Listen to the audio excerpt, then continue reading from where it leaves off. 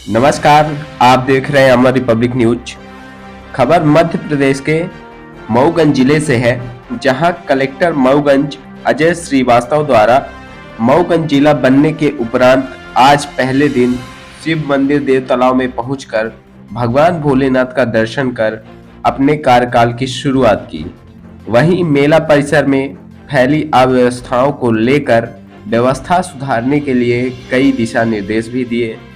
Mauganj collector द्वारा आज सभी कार्यालयों के प्रमुखों को बुलाकर समीक्षा बैठक आहूत की गई, जिसमें प्रमुख रूप से सड़क, बिजली, पानी की समस्या को सुधारने का दिशा निर्देश दिया गया। वहीं प्रेस वार्ता कर पत्रकारों के सवाल का जवाब देते हुए कहा कि सबके सहयोग से जिले की विभिन्न समस्याओं का त्वरित निराकरण का प्रयास किया जाएगा। आइए सुनते हैं कि मऊगंज कलेक्टर द्वारा प्रेस वार्ता में क्या कुछ कहा गया।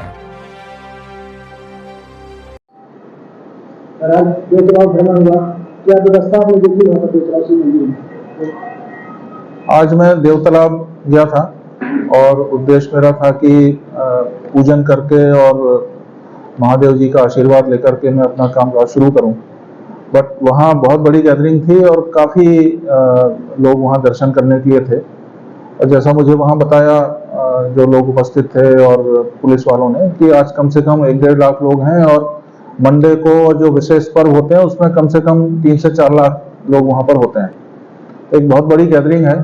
तो मैंने पूरा जो भी क्षेत्र है पूरा मैं पुलिस वालों के साथ, हमारे एसडीएम वगैरह, राजस्व अधिकारियों के साथ पूरा भ्रमण किया और एक एक पॉइंट देखा।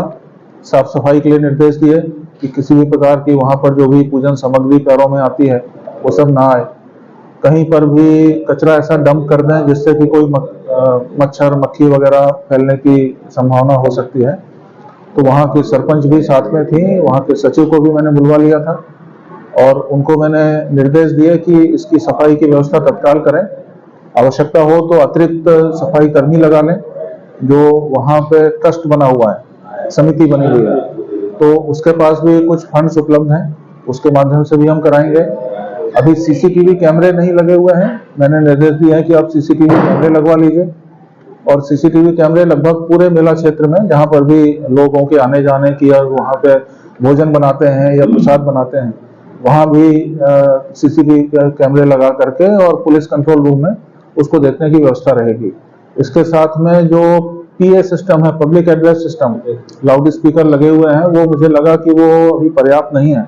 उसकी आवाज़ केवल जो मुख्य परिसर है केवल उसमें ही उसकी आवाज़ जा रही थी। तो मैंने कहा है कि कम से कम 10 अतिरिक्त लाउड स्पीकर लगाएं ताकि दूरस्थ इलाके तक जहाँ पर भी श्रद्धालु लोग हैं वहाँ तक आवाज़ पहुँच सके और क्या निर्देश कंट्रोल रूम द्वारा दिए जा रहे हैं वो सब तक पहुँचे और सब लोग उसको स्पष्ट रूप से सुन सकें। तो इस तरह के निर्देश मैंने दिए हैं। और साथ में बैरिकेडिंग के लिए, बांस बल्ली वगैरह के लिए मैंने फॉरेस्ट डिपार्टमेंट को बोला है, वो उपलब्ध कराएंगे। तो हम कुछ बांस बल्ली भी लगाएंगे वहां पर और कोशिश करेंगे कि अब व्यवस्था ऐसी हो कि एक तरफ से आने की व्यवस्था हो, एक तरफ से श्रद्धालु प्रवेश करें और दर्शन करते हुए और जो पवित्र कुंड है उसका जल लेकर के अर्पित करते हुए और फिर दूसरी तरफ से निकल जाए। सभी विभागों का आपके द्वारा बैठक किया गया है, क्या दिशा निर्देश? देखिए, आज ये मेरी पहली बैठक थी। मैंने परसों शाम को ज्वाइन किया है। कल स्वतंत्रता दिवस था, उसमें बड़ा समारोह हमारा था और खुशी की बात है कि वो बहुत अच्छे से संपन्न हुआ। और आज मैंने पहली मीटिंग ली है जिसमें कि हमारे 3 जो तहसीलें हैं, तीनों तहसीलों के जितने भी हमारे विभाग होते हैं उन सबके अधिकारियों को मैंने यहाँ कॉल किया था। और आज पहली बैठक थी तो मैंने सामान्य निर्देश दिए हैं और निर्देश यह है कि अब नया जिला बना है तो नए जिले का परिवर्तन लोगों को दिखना चाहिए, प्रशासन की वर्किंग में, है ना, हमारी संवेदनाओं में और हमारी वर्किंग में वो चीज़ दिखना चाहिए। लोगों को लगे कि भाई नया जिला बना है तो कुछ वर्किंग में असर आया है।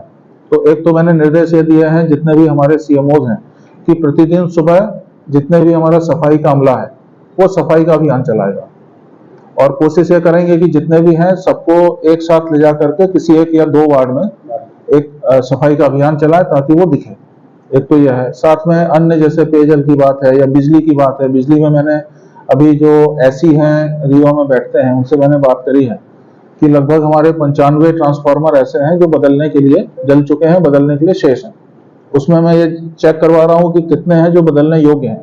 मतलब बदलने योग्य से आशा ये है कि जिसमें कोई बकाया नहीं है, जो निर्देश हैं शासन के जो उस पात्रता की सूची में आते हैं, तो हम कोशिश करेंगे कि जल्दी से जल्दी उसको हम बदलवा लें।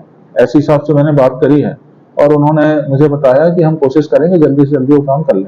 इसी प्रकार से अन्य हमारे जैसे जल जीवन मिशन है या PHE का है, हेल्थ का है, सभी को मैंने निर्देश दिए हैं और कल से मैं कोशिश करूंगा कि हम एक एक तहसील में जाकर के फिर वहां पर हम थोड़ी गहन समीक्षा बैठक करेंगे। अभी मैंने सामान्य निर्देश दिए हैं, है ना, और सभी को ये बोला है कि अब आप लोगों को थोड़ा सा अपना जो माइंडसेट है उसको चेंज करना होगा। अब हमको जिले के हिसाब से काम करना है, ज्यादा संवेदनशीलता से, विशेष रूप से जो गरीब कमजोर वर्ग है हमारे समाज का, है ना, SC ST हैं, पिछड़े लोग हैं, दिव्यांग हमारे भाई बहन हैं, उनकी यदि कोई समस्या सामने आती है तो हम उसको प्राथमिकता से और संवेदनशीलता से उसको हम हल करने का प्रयास करें। ये निर्देश मैंने आज दिया है। तो मऊगंज जिले के क्षेत्रवासियों को क्या संदेश देंगे आप? संदेश तो एकदम स्पष्ट है, बहुत शुभकामनाएं हैं उनको कि उनकी जो मेहनत थी, जो इतने सालों का संघर्ष था, इतनी मांग थी और सरकार ने वो मांग उनकी पूरी करी है और आज़ादी का अमृत महोत्सव भी बन रहा है, ये डबल खुशी की बात है। उसी समय मांग पूरी हुई है और अब जो हमको रीवा तक जाना पड़ता था जिले से संबंधित कोई भी समस्या को लेकर के, तो अब वो हमारी परेशानी बचेगी सब लोगों की। और मैं मानता हूं कि नया जिला बनने से विकास का पहिया तेजी से घूमने लगता है, क्योंकि जब आप जिले का किसी एक बड़े जिले का छोटा सा पार्ट होते हो तो फोकस उतना नहीं होता है, फोकस बटा हुआ होता है। अब फोकस केवल इन 3 जिलों पर, 3 तहसीलों पर रहेगा तो स्वाभाविक रूप से कि परिणाम भी अच्छे आएंगे, लोगों की समस्याएं भी जल्दी से एड्रेस होंगी, है ना। अब चूंकि कलेक्ट्रेट भी यहीं पर है, SP भी यहीं बैठेंगे, तो छोटी छोटी चीजों के लिए जो वहां जाना पड़ता था, हो सकता है बहुत सारे लोग ना भी जा पाते होंगे, पर वो यहाँ आ पाएंगे, है ना।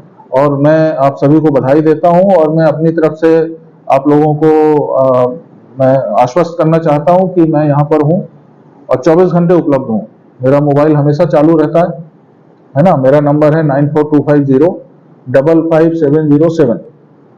मुझे आप आधी रात को भी कॉल करेंगे तो मैं फोन उठाऊंगा, है ना। मेरा फोन कभी बंद नहीं होता।